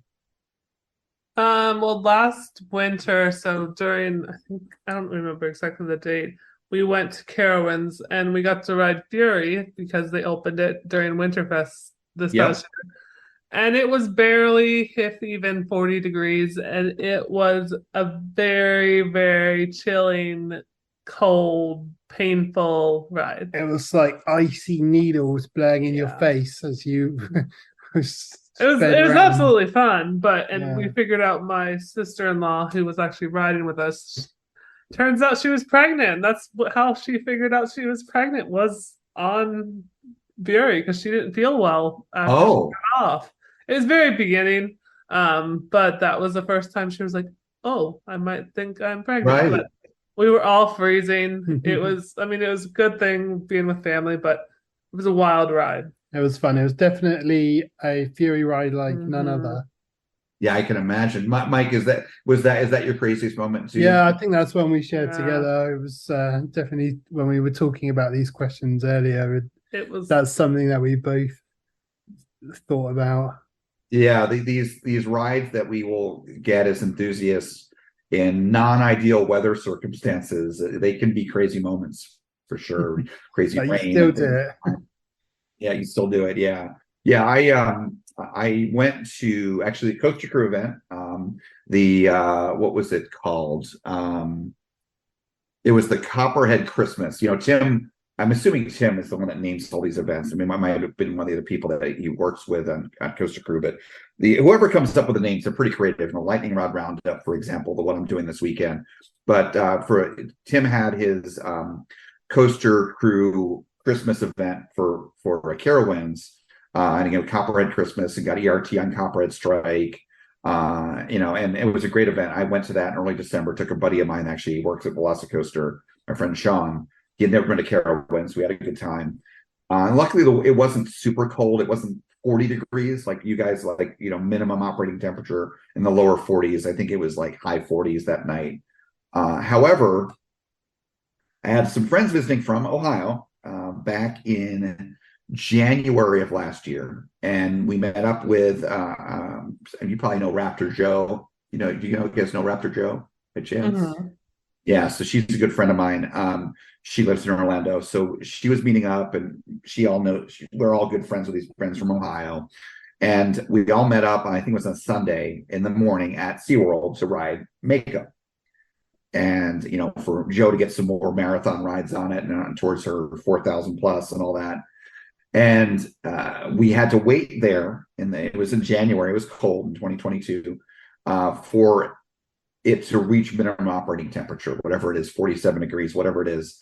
It was a cold Orlando morning in January, and we finally got on it, and it was just minimum operating temperature, and it was also raining, light rain. And that was, I can imagine what you experienced on Fury, because we experienced something like that day. Yeah, it was pretty intense. Yeah, not fun. So I get it. Okay, so next question I'd like to ask you is, Mike, how many coasters have you been on? Oh, I'm probably close to 500. Oh, nice. I do keep track, but I never really know the number off the top of my head. But I think it's getting close to 500. Very nice, very nice. Okay, so you've been on a lot of coasters. That's great. So of all the almost 500 coasters you've been on, which one is your favorite? Oh man, why did you have to ask me this? That's a difficult question. I mean, it changes all the time for me, and I have so many different favorites. So, as I said earlier, name a few? Yeah. Nemesis at Alton Towers, like I said earlier, that's one that's always gonna be up there for me. Velocicoaster right here across the street, you know, it's a new classic. Sure. Gold Striker at Great America is another favorite of mine. So those are a few, but there's also like, as well as a favorite coaster, I have kind of a favorite coaster experience. Let me kind of explain this to you a little bit, but sure. The ride is Tatsu at Magic Mountain. And in particular, night rides on that. If you ever get to do a night ride on it, it's incredible because you're up so high on the top of the mountain anyway. And as you kind of like swoop round, you see all the lights off in the distance from LA, like all the twinkling lights, and it would just look so magical. It really feels like you are a dragon or whatever, like swooping around that mountain at that point. So I think I wouldn't say Tatsu is my favorite coaster, but that for me is always like an experience I love to go back to if I'm ever at Magic Mountain. And I love a night ride on Tatsu. Sure. I can relate to that. Magic Mountain used to be one of my home parks. You know, I lived in Southern California twice, and I've been there many times, and it's a great park. And Tatsu is my favorite B&M flyer. I've been on quite a few B&M flyers, and I love it. I have been on it at night, and it's a great ride, like you described. I agree with everything you said. But one of the things that's unique about it, say comparing it to, say, Manta here in Orlando at SeaWorld, is, you know, going up that mountain, and then right when you start dropping, when the lift hill ends, you know, the mountain drops off. Yeah. And it just I'm not afraid of heights, but still just that the beauty of that now, how you realize how high up you are. It's one of the biggest B&M flyers. It's so, and that pretzel loop is so intense, and it's a great ride. I love it. So it's fantastic, and it's such a unique setting, and there'll never be another coaster exactly the same as that. Oh yeah, and you know, Six Flags is one chain that is known to build parking lot coasters. I mean, Scream, their floorless B&M is a parking lot coaster there. Yeah. And so because of that, I applaud them whenever they do make terrain coasters. And because, you know, Cedar Fair is a little bit better about that. And Magic Mountain, you know, it is a mountain. It's a small mountain. And, you know, between Ninja and Superman kind of uses the mountain, but not as much. But really, Ninja and Tatsu use the mountain well. So I applaud them for that. So I can relate. Now, Nemesis, you mentioned. So I'm guessing that you and Danielle may not have your flights booked yet, but you're probably planning or earmarking a trip in 2024 to Alton Towers, aren't you? Oh, it's tough. I mean, we'd like to get back out there, of course, and see what they do to it, but I'm, you know, a little bit nervous as well, whether it will be the same. Right. Because, you know, from what I've heard, it's going to be a different color for a start, so that's kind of crazy. Interesting. Yeah. Red. Yeah, I mean, you know, Hulk, Incredible Hulk here in our backyard, collective backyard at Islands of Adventure. You know, people have different opinions about new Hulk versus old Hulk, and I get it. I have my opinions. I'm not going to get into it here, but I mean, it's a little bit controversial, and so I can imagine you're a little nervous. You know, is it going to be better or worse, and how is it going to be different? And it's one of your sentimental favorites. Yeah, I mean, I guess if the alternative was that they would have had to take it out completely, then obviously the replacement is a good move. I agree. And again, what they did with Hulk, and I love my steel coasters, and they all have a limited life. So at these more premier parks, like an Alton, like an Islands of Adventure, if say Velocicoaster, which is my number 2, and it was my number 1 for quite some time. In 20 years from now, I would like to think that maybe it'll still be a hit, but it'll need track replacement, and they'll just replace the track. Hopefully it'll still get out, I'm assuming, and won't be an Arrow situation. But yeah, I mean, I agree with you for these favorites, that are not just yours or mine, but many people's favorites. It's nice when they keep them around and they just, spend the money and the labor of love and replace the track. Definitely. Yeah, like it's less dramatic, but it's also what happens with wooden coasters. I mean, have you been to Holiday World? I have, yeah. So, I mean, you've been on Voyage then, how special. Yeah. I mean, part of why Voyage is so good, it's not just the design of Voyage, yes, absolutely, but it is the absolute labor of love that the family, the owners of Holiday World, Leia, the Cook family, and everything, how much effort and money they put into retracking Voyage. It just went through a major retracking this past off season. I'm very excited to get on it again, Hollywood Nights this year. But again, they're constantly replacing wood where they need to, or what Kings Island did with the Beast last year, which they did. I think they did a great job with, personally. But but with steel coasters, it's generally not here or there. It's generally the whole thing. It's all or nothing. So it's either replace all the track or get rid of it. So I agree. So thanks for telling me about your favorites there, Mike. I understand that Danielle, she's doing the Run Disney Marathon tomorrow, and she's got to be up at 2 in. So unfortunately, she had to bid farewell. But hopefully she does well in the marathon, and we'll continue having a chat with you here, Mike. And you're stuck with me, I'm afraid. Yeah, no, that's okay. That's all right. We'll make do. So you talked about your favorite coaster, and you said it was a little challenging. You named a few. Perhaps this will be a little bit easier for you. What about what your least favorite coaster is? So this is an interesting one as well, because there's a lot of bad coasters out there, let's be honest. But like, you ride them once, and if they're that bad, you just don't ride them again. So it's never really been. I find it even more difficult to rank it at the bottom end than I do on the top end. But one roller coaster sticks in my mind as a never ride again. Okay. This was a ride at Canada's Wonderland, and I think it's called Time Warp. Weird sort of like lay down roller coaster where it's a Zamperla. It's almost like a hang glider or something. You lay down in that, and it goes up this admittedly kind of cool kinetic spinning lift hill that sort of lifts you up to the top. And I think there's 3 or 4 people across on it laying down. But then once you come off the top of that lift, it's just so rough, and there's nothing to really brace yourself against, and you just get shaken around and bashed about so much. So the indignity of waiting like an hour or something to ride this just to get the credit, and it was a never again. Yeah, so that's a Valère. That's a Zamperla, older Zamperla design, basically their take on a flying coaster. And I've never been to Canada's Wonderland. I'm planning to go this June because I have to go up there for a wedding in a weekend in June. So I figure one day I'll be at the wedding, the other day I'll do the Canada's Wonderland, because I've got a Cedar Fair Platinum Pass, so why not? And I'm going to do it. I've done others like it, and I'll get the credit. The credit, but then once is enough. Yeah, and for full disclosure, the Coaster Challenge, we're good friends with Zamperla. Adam Sandy's a great guy.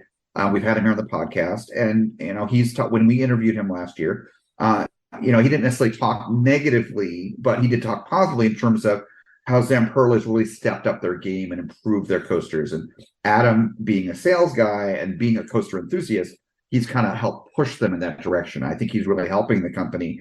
And Zamperla is doing, some interesting new designs. They're getting into launches. They're, improving their wild mice. And, I'm looking forward to riding Cheddar Chase. Hopefully on my road trip next month, it'll be open by then at Cedar Point. And I'm very curious to see what else they're doing. But they're doing some really good stuff. Their coasters are definitely getting better. And again, everyone's got to start somewhere. You don't start at the top. But yeah, I get it. The Volairs, their older flying coaster design is not their best. I get it. So appreciate that.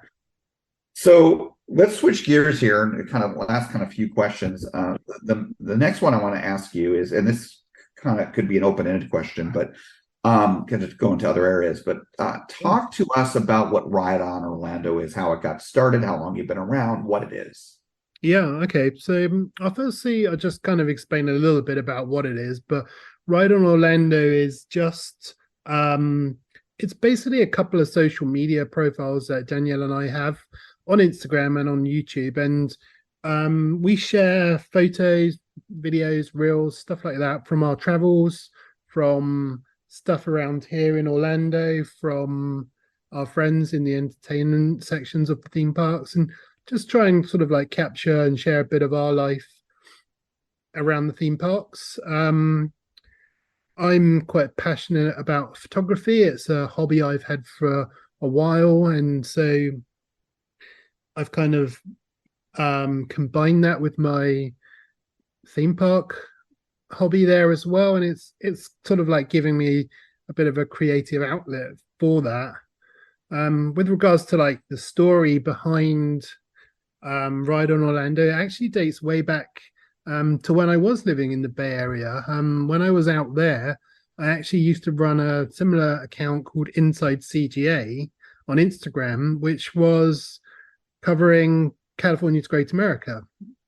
And as I explained, Danielle and I were dating long distance, and we actually decided to settle here in Orlando. So that was, I think, around Thanksgiving 2020, I moved down here and we moved into our house. But of course, like living in Orlando, I can't really keep running a social media for a California park. Right. So we decided, like, let's just start something new for the parks around Orlando. We didn't really know that many people here at the time, and we didn't really have many photos or anything, but we just kind of started building it up and chipping away at it. And really, it's just kind of like our side project. Like Danielle mentioned earlier, we do both work from home. So we have full-time jobs. We work from home most days. So it's kind of nice to have like a bit of a side project, something that gets us out of the house so that we can go to the parks, grab photos, and just kind of like keeps us busy during the evenings and weekends. It's also something that we can do together, and we both have this sort of interest in the theme park, so it's great that we share that. But we see a lot of couples who perhaps they don't have the same sort of hobbies and interests, so it's kind of great that we are able to sort of do it together and share it together. And I do a lot of the photography and that side of things, but Danielle is much more like on the social side of it. She's the one that's messaging you back and replying to the comments, and she's the one that's interacting with people on YouTube and chatting with the parks to set stuff up and that. So it's kind of a good team there. Nice. That's great. And I love the partnership that you have with Danielle on this. And you mentioned how she does the social media, you do the photos and video, and that's a great kind of division of labor. And you also mentioned how other couples where they don't necessarily share the same hobbies as much, and that's okay. That happens. But it is great when the couples do share. Two of my closest and dearest friends, in fact, they probably are listening right now. They are in their early 60s, and they have been married, since the very late 70s, early 80s. They have, kids and grandkids, and they are coaster enthusiasts. They've been coaster enthusiasts, almost their entire lives, and certainly since they met. And they've been going around the world, literally riding coasters together. They don't have a channel or anything. They could, but they don't. They just kind of like to do their own thing and just be friends with people who do have channels like us. And anyway, and they just share this hobby, and they do road trips, and they're very intense about the hobby, and it's their big thing they do, and they're great people. And I would like to think that both their faith, because they're devout Christians, but also their shared hobby, this big hobby they both share, has helped them kind of as a couple continue along all these years and spend so much time together and remain kind of as a great couple and everything. So I'd like to think that you and Danielle have something similar. You guys are very early on in your marriage, but you've got this great hobby to share with each other and travel the world together and have all these great experiences you're both passionate about, and that's awesome.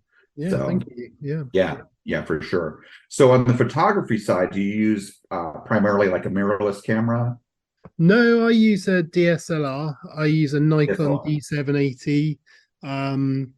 It's kind of my workhorse. It comes with me everywhere. I've got a bunch of different lenses that I like to play around with, and depending on what I'm shooting and where. But that's kind of my basic kit.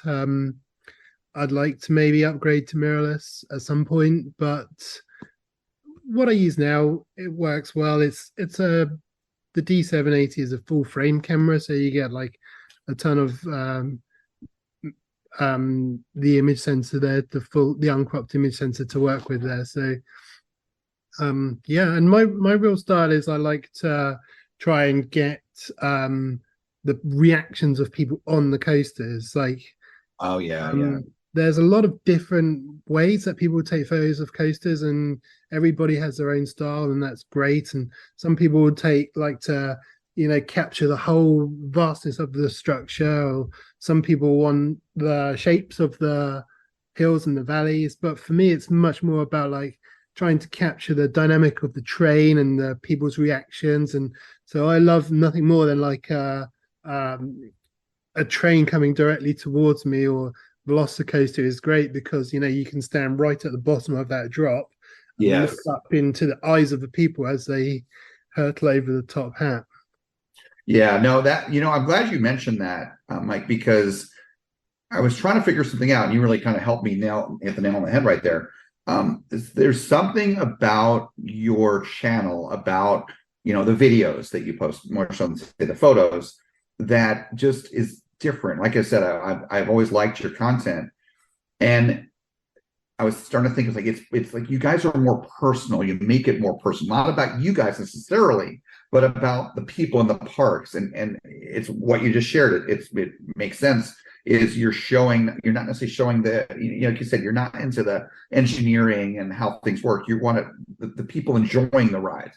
You're focusing on the trains and the ride vehicles, and you guys have captured some, especially on Velocicoaster. Remember that, some awesome video of that, and great job on that. Some of your videos have just been fantastic, your reels and whatnot. So it's kind of catching those personal dynamics. So and I can relate to that as well. In 2021, in October of 2021, that was our first season here for the podcast. We decided to do a meetup at Velocicoaster. Velocicoaster was the new coaster that year, and all the hubbub, as you remember, I'm sure. And so we had a goal, and we were a brand new podcast. We didn't have a big listenership and everything. And a goal of filling up a train of Velocicoaster with all of us, with all podcast people and friends and whatnot. And we filled up the train, and we all were wearing shirts that we had made up and gave out to everyone. And so we all had the same kind of gray shirts on with special designs that were collaborative. David, who you met earlier, our founder, he did one. I think the front design and I think the back design was done by a friend of ours, someone that's been on the podcast here, Ian, from Theme Park Stop. You probably know Ian and Alicia from Park Stop. Have you met Alicia Stella Mercer? No, I'm not sure. Sorry. Okay. Anyway, they're from Orlando here, and so Ian is one of the two there, and he's a really good graphic artist, and he did the design for the back of the shirt. And we gave those out, and one of the people that was there to support us that day, she, for physical reasons, understandably, with medical conditions, she could not ride, but she was able to. I always meant to ask her. I keep forgetting how she knew which train we were on, but. She got a video of us slow-mo coming down the top hat with all of our gray shirts on and all the coaster. And I saved it, of course. We posted to social media, but I have it on my on all my Apple devices because I will never get rid of that one. So yeah, it's that personal side that you capture. So that actually reminds me of like another thing that we've had happen a few times through our Instagram. It's actually one of my favorite things to happen is like when I post one of those shots of like somebody coming down the drop on Velocicoaster or whatever, and then I just randomly get a message on Instagram and it's somebody saying, "Hey, that's me in your photo," or that kind of stuff. And not even people that we know or anything, just like some random people who have been cruising Instagram to find photos from Universal or whatever, and then they've seen our picture and been like, "Wait, that's us." And it's happened a few times actually. And normally it's great because we can share photos with them, and they've got stuff to put on their Facebook or whatever, and that's always really fun when that happens. Yeah. Oh, yeah. That's awesome. I love that. That would be amazing. And again, it's that another aspect of the social side of this hobby that's so fun. So I totally understand why you enjoy that. I would too. That's awesome. That's good that people reached out. So how long has Ride on Orlando been around? I guess probably since 20, probably. I should know this, shouldn't I? Like early 2021, I think, was when we started it, just after I moved to Orlando. Okay, so a couple of years now. Okay.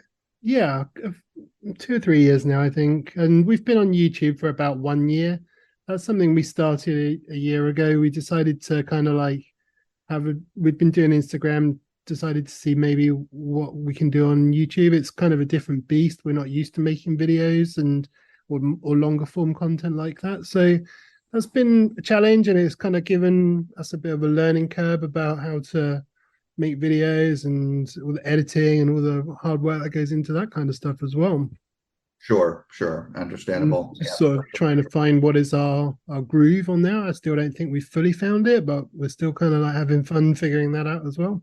Oh yeah, well the journey is part of the fun, so makes sense. Yeah, absolutely. So most of the content I think I've seen from you guys, and because how it's just like Facebook, unless you search for people. I'm not searching for people. It's just what's in my feed, who's on my story, who's on my feed, and sometimes you guys will be on there. Just timing. It's all that timing when I'm on Instagram. But I do see you guys on there, and a lot of it's like the Orlando part of the Velocicoaster stuff we talked about. But I've not seen too much of your travels. But you mentioned earlier, we talked about Europe already, but you mentioned earlier that you guys are going to be going to the UAE, to Dubai. Yes. So when are you going there? We are heading there at the end of May, and we're actually timed it to coincide with the opening of SeaWorld Abu Dhabi, which opened the week before Memorial Day. Gotcha. Okay, that makes a lot of sense. A trip which we've been thinking about for a long time.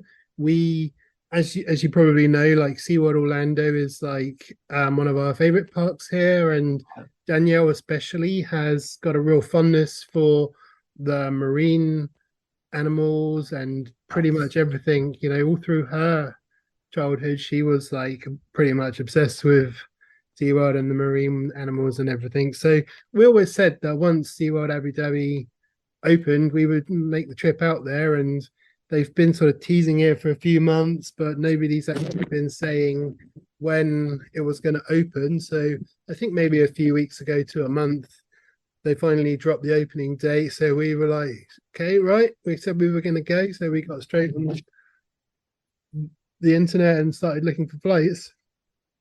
Nice. That's awesome. I have a reason for going, but of course, when we're out there, we hope to visit Ferrari World and WB World and some of the other parks out there as well. Maybe some of the parts. We haven't really figured out our itinerary yet. We're kind of a little bit last minute when we plan our travels. We sort of have a general list of what we think we're going to do, and then we just kind of wait and find some good hotel deals and sort of figure it out as we go. Oh, I see. Okay. Yeah. So gotcha. We've got a rough idea, but we'll probably sort of finalize our itinerary over the next few weeks as we start to figure that stuff out. Yeah, because you're like a month away. Yeah, right. Exciting. So, like Danielle, I'm very passionate about animals, and particularly marine mammals, and I'm a huge supporter of SeaWorld. We don't get into politics on the podcast, but we will take stands on things that are not political, but could be controversial, and this is one of them. And we're okay with that. I stand with SeaWorld, and actually all of Coaster Challenge stands with SeaWorld. We're very much against what happened with Blackfish, and we definitely have opinions about that quote unquote documentary.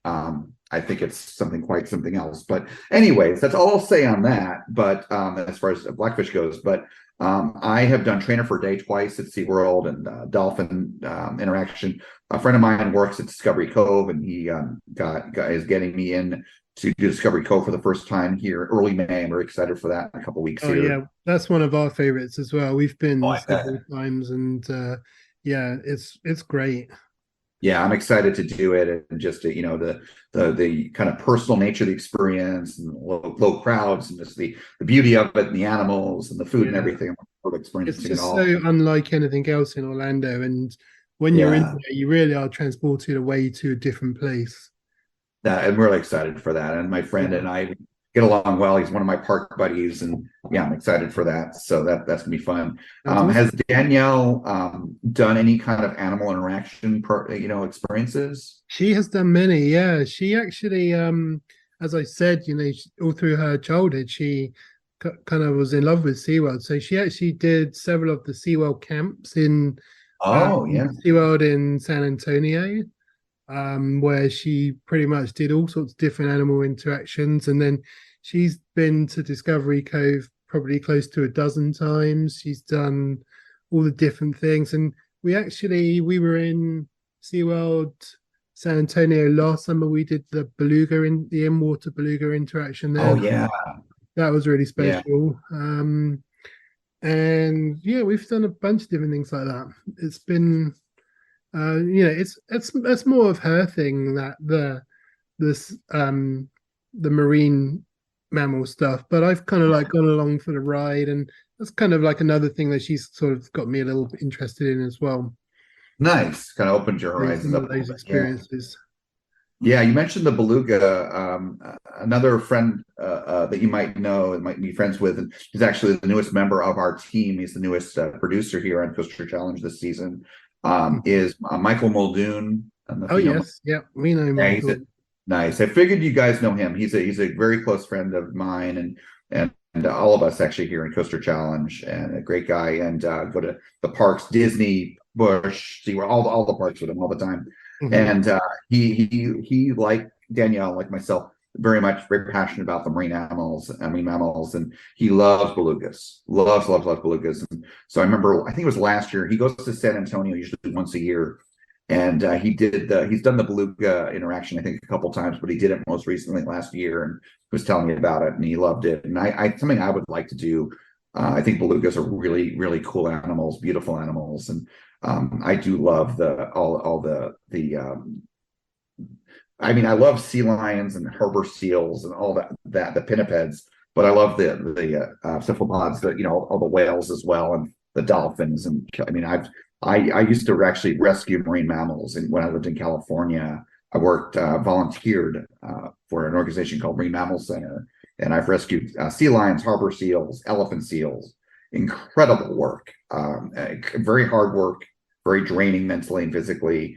Sometimes very tragic because we lose animals, but I have had a lot of unique experiences, both professionally, if you will, volunteering, but also at SeaWorld and other parks like SeaWorld.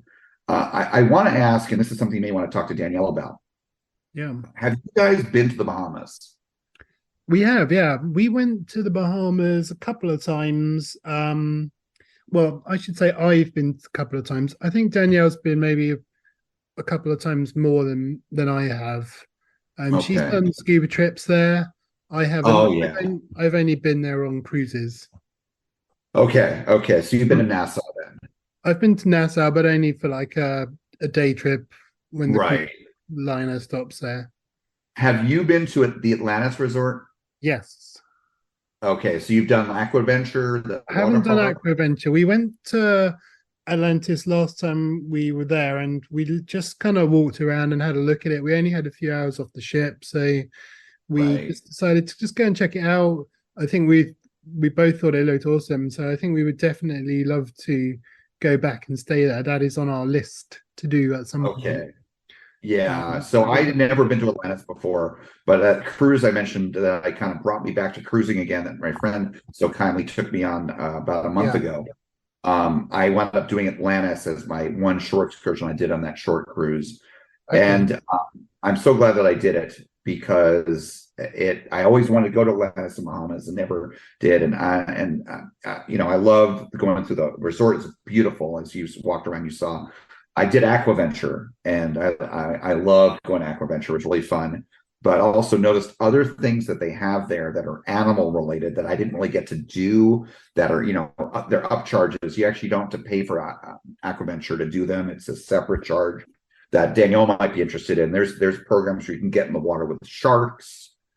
There's a Trainer for a Day program they have, dolphin interaction. Okay. So you might want to mention that to her. Now, do you guys like water parks, by the way, or no? Yes, we do like them, but we don't go that often to them. If that makes sense. It's kind of something we'll do maybe a couple of times a year, and we'll go to Typhoon Lagoon or Volcano Bay and that kind of stuff. And we do love them, but I think for whatever reason, we just don't find ourselves going that often. I think because it's like a bit more of we'll nip out to the parks for a few hours, but it's a bit more of an investment to go of time to go to the water park sometime, and have to get changed, have a shower afterwards, all this. So sometimes that just doesn't fit in. But no, we love the water parks. We love Volcano Bay. That's probably a favorite of mine. We talked earlier about Holiday World, and that water park, I absolutely loved all those slides there, like the water coasters that they have. Oh yeah, they were just like amazing, really unique, really fun.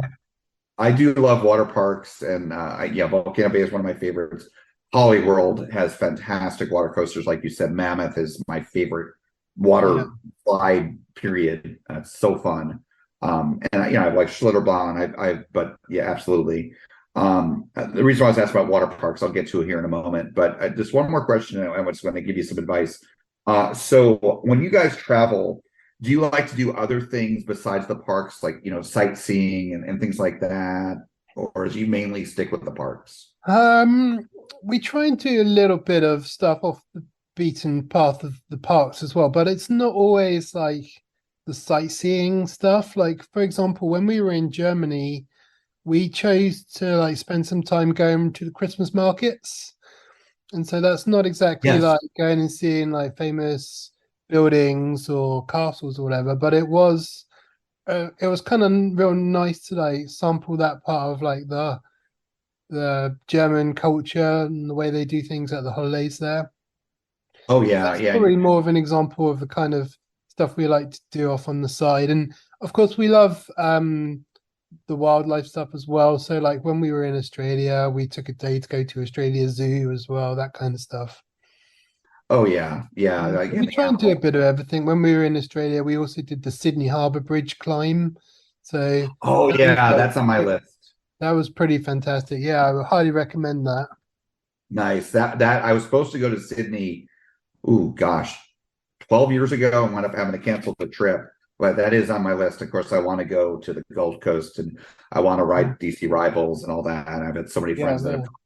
But I definitely want to do the Sydney Bridge climb. That's on my list. And I want to do the koala interaction and all that kind of stuff. And the only animal. I do a lot of animal stuff when I travel as well. So how long are you guys going to be in the UAE for? I think we're planning to be there for 7 or 8 days. Okay. And you're going to be, Dubai, Abu Dhabi, you're going to figure out your hotels. Yes, I think what we'll probably do is spend a few days Abu Dhabi. I think quite a lot of the parts are fairly centrally located together there, as far as I'm aware. Yes, in Abu Dhabi, yes. So I'm kind of hoping we can find a hotel nearby and just kind of use that as a base. And then we'll probably, as we're flying into and out of Dubai, we'll probably spend a bit of time in Dubai as well. Right, and you're going to be renting a car or not renting a car? I don't think we'll rent a car, no. Okay, so you don't need to rent a car. I can tell you, there is a bus service that you can take between Dubai and Abu Dhabi Okay. as tourists, so that makes it easy. You don't have to fly or anything. It's like going from Tampa to Orlando. It's not far. Yeah, we've seen on the map. It all looks pretty close. So, Yeah, it's like an hour and a half. yeah. When we went to Australia, we didn't rent a car, and we loved it. It was kind of nice not to have to worry too much about driving everywhere. And we had when we were in Germany, we actually had a problem with our rental car broke down. Unfortunately, though, it broke down 4 stories down in an underground parking garage. Oh, so we had a bit of trouble getting that back on the road, and thankfully there was like a good Samaritan working there, and he kind of helped us, gave us a good start, and we finally were able to get back on the road. But that sort of was definitely a bit of a bummer on our trip when that happened, because I can imagine. I don't know, it kind of felt like the beginning of a horror movie or something. Oh yeah, honest with you, like in a garage, deserted garage in kind of a German small town or something. But yeah, it does sound like something. We managed to get out of that one. But I think after that we were just like, on the next trip, let's just rely on Ubers. Yeah, very nice, very freeing. I liked not having to drive everywhere. Yeah, I like using mass transportation, especially trains and subways and things like that when I travel, both domestically and especially internationally. And actually, I'm going to get to that as well here. But so yeah, you can take a bus service, very safe, between Abu Dhabi and Dubai. All the hotels know about it. It's not expensive. As you mentioned, pretty much all the parks and so forth in Abu Dhabi, they're at Yas Island, that Yas Island complex, that kind of newer development. Ferrari World, Danielle mentioned she likes fast cars. Ferrari World is absolutely stunning. And I went there opening month, and that was before, of course, before Mission Ferrari, before Flying Aces, and I love Intamin. So, that is an Intamin park. Pretty much everything's Intamin there. But I miss those tour. Well, I should take a step back. Mission Ferrari is dynamic attractions, but I think Intamin might have done the track for the vehicles. But Flying Aces and everything else there is basically Intamin. Of course, Formula Rossa. But absolutely beautiful park. And it's as a car enthusiast, but just coaster enthusiast, you'll love it. It's an amazing park. And you'll want to spend the better part of a day there. That's the only park I've been to in Yas Island. I've not been to Yas Water World or anything else there. And now in Dubai, they have a metro system that runs along Sheikh Zayed Road, which is the main freeway, if you will, in Dubai. And it's very convenient, very safe to use, and it takes you to a lot of the places in Dubai. So since you're not renting a car, that's a tip for you, is to use the metro system, and then it connects you to a lot of the, to get to the Palm Islands and to the Burj Khalifa and things like that. Okay. So speaking of, I do recommend you guys go to the Burj Khalifa, which is the tallest building in the world there. Yes, I think that's on our list. Yeah, go to Experience 126, the observation deck there. You have to pay, book that in advance, not a month in advance, but just, book it. I think probably a week out is fine, or even once you land there.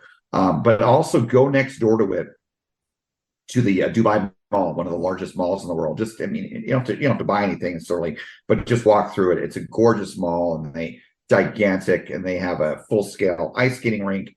They have a beautiful aquarium there that's right along the mall. You can walk, speaking of animals. And it's just a great place to go. And then outside of the Dubai Mall and Burj Khalifa, right as part of that complex there is a lagoon, is a fountain, a lake, if you will. And it's you're probably familiar with the fountains of Bellagio in Las Vegas. Yes. So Wet, the company that did those fountains, was contracted to do the fountains there in front of the Burj Khalifa and the Dubai Mall. And it's again with music, and they even have flame effects, pyro effects. So it's well worth watching that show. So that's a good day right there. And of course you want to go to the WB and all that, and that's, I believe, is in Abu Dhabi. But the other and SeaWorld you mentioned you're going to do there at Yas Island.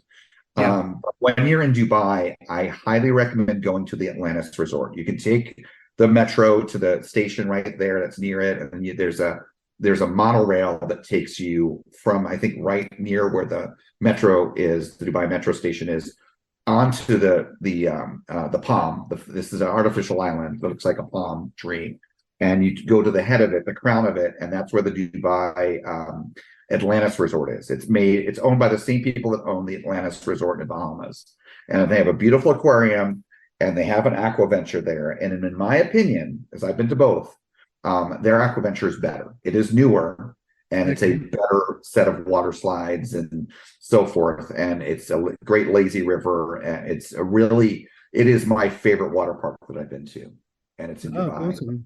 So I do recommend that.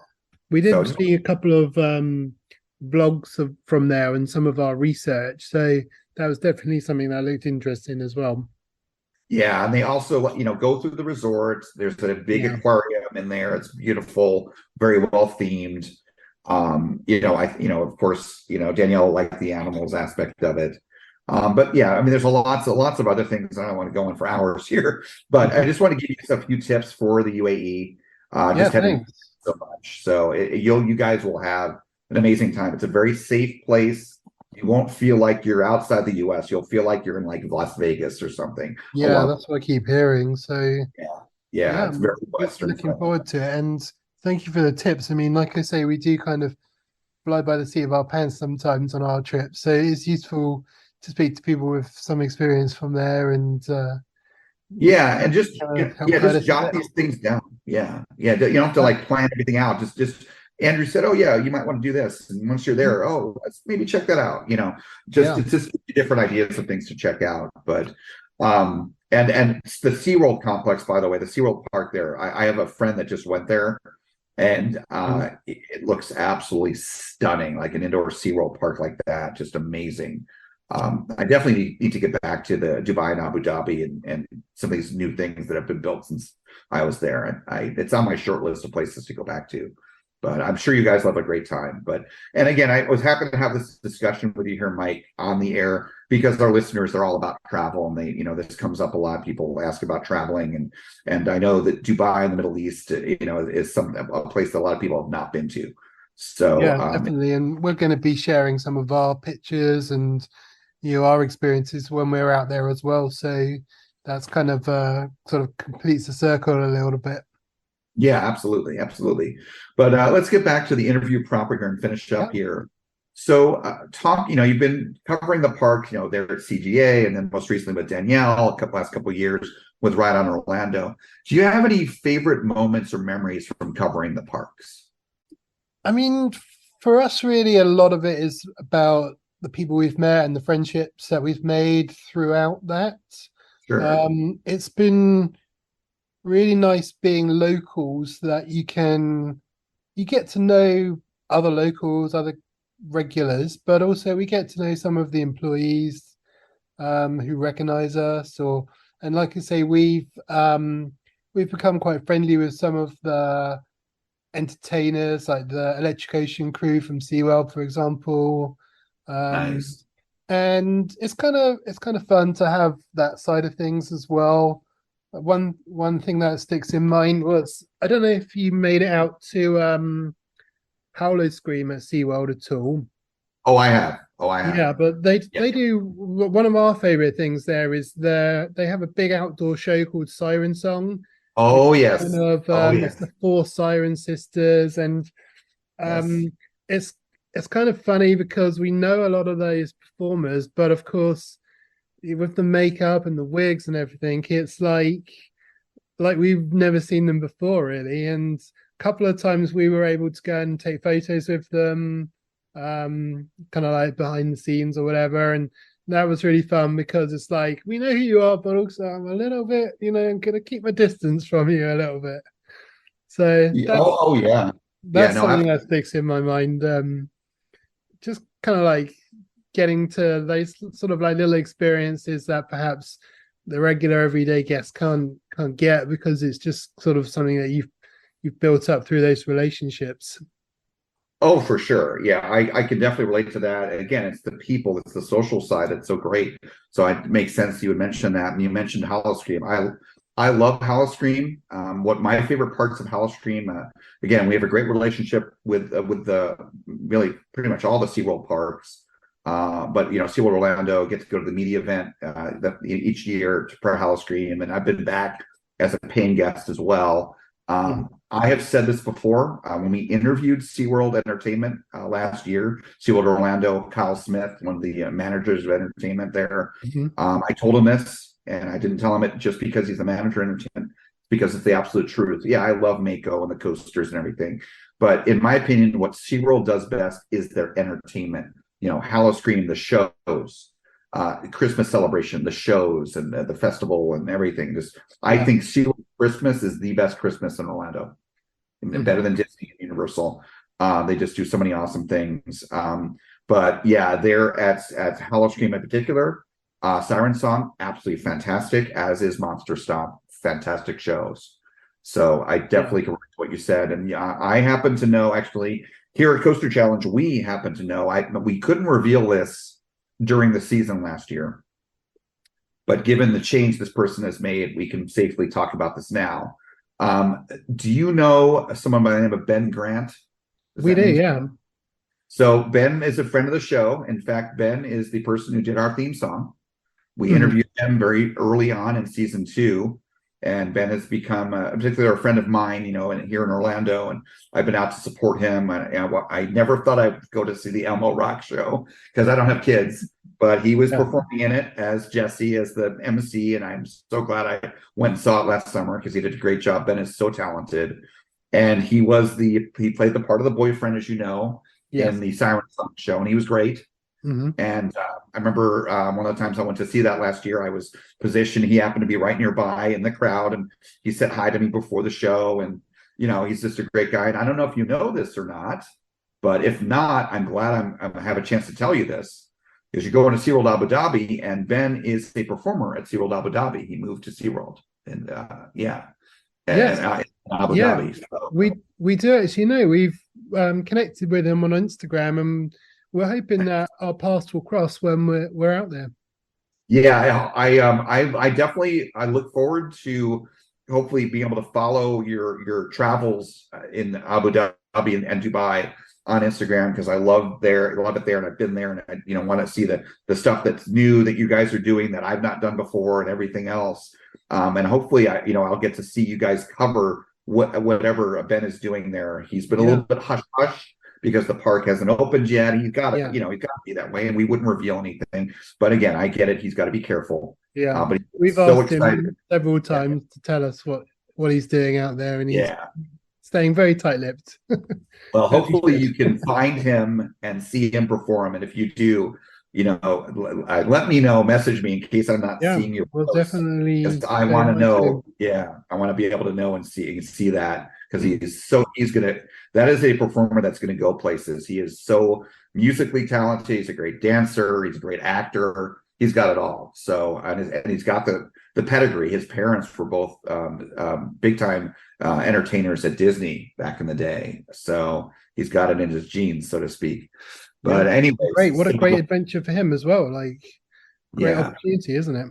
Oh yeah, he was so understandably so excited, and we're so happy and excited for him when he told me the news last year that he was moving to Abu Dhabi. And I gave him some of the same advice I've given you, because he loves the coasters and the parks, and I told him some things to go to and do while he's out there, and I know he's having a good time and everything. So I'm just thrilled for him. Just love seeing that. So thank you for sharing your favorite moments, and again, very meaningful, of that social stuff.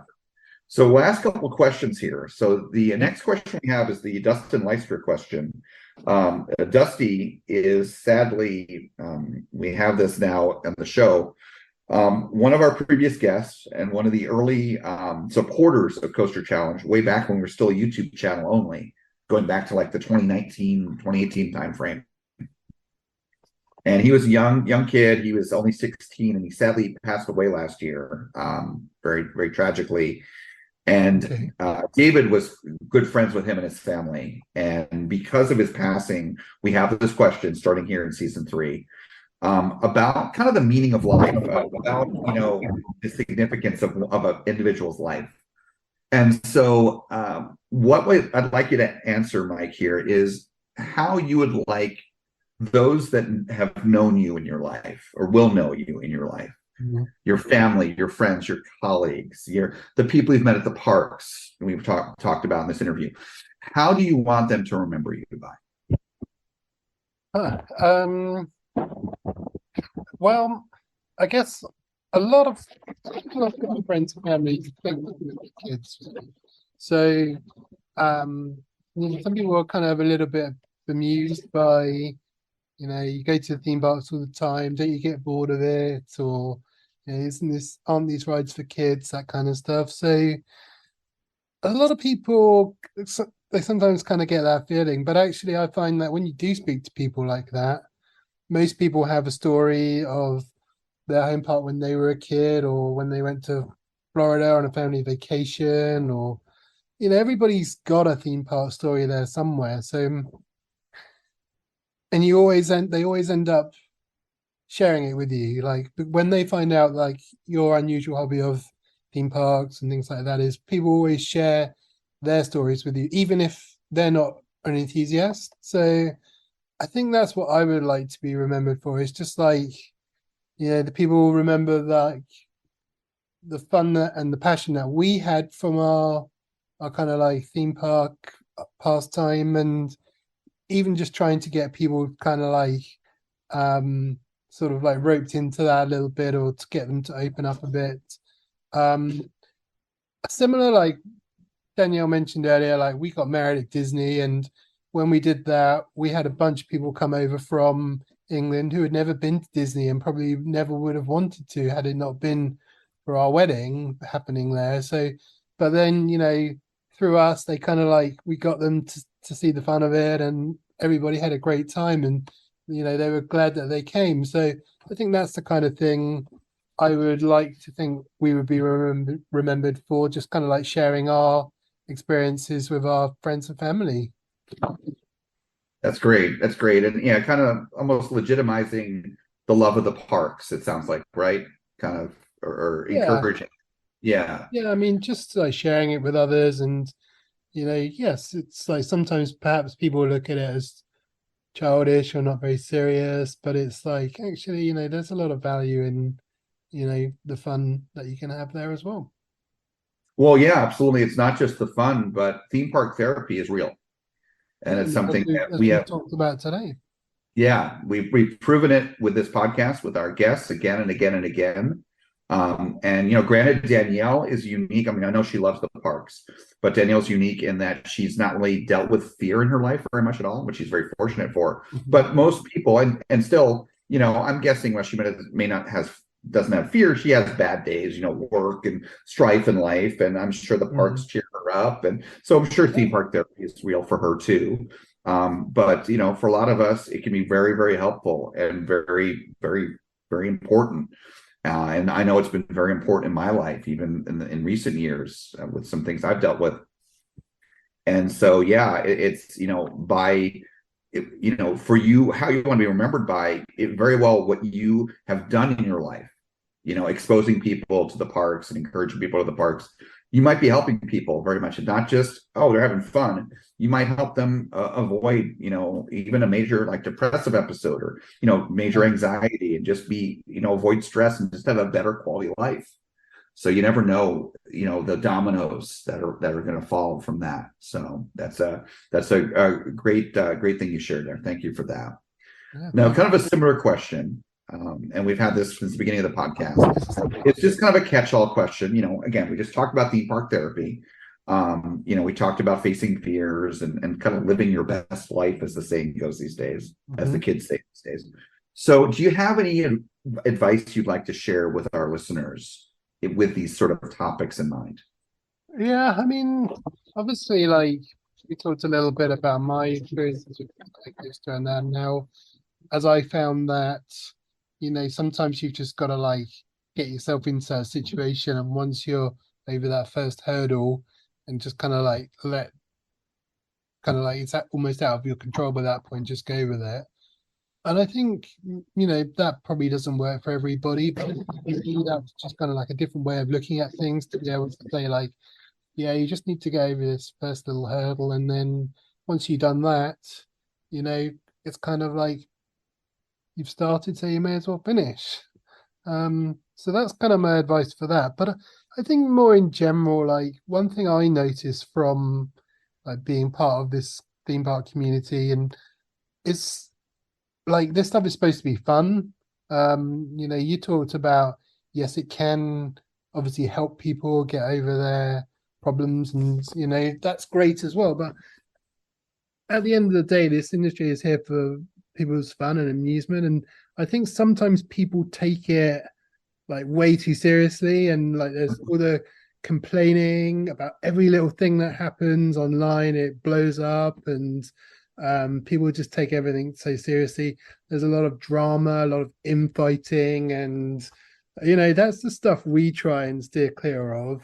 We don't really like to get too involved with other people's like politics or problems and that. So that's really kind of my advice there, is like that's sort of why it worked for us. It's allowed us to kind of like get along with most people without having to really kind of make too many enemies in the process. Right. No, that's good advice, and I can relate to that, and that's something that I've gone through in my own personal journey. For the greater good, I've made some changes in my life, and not so much you would see on Instagram, which is how I know you guys, but on Facebook, which is more personal for me. It's not really the Coaster Challenge.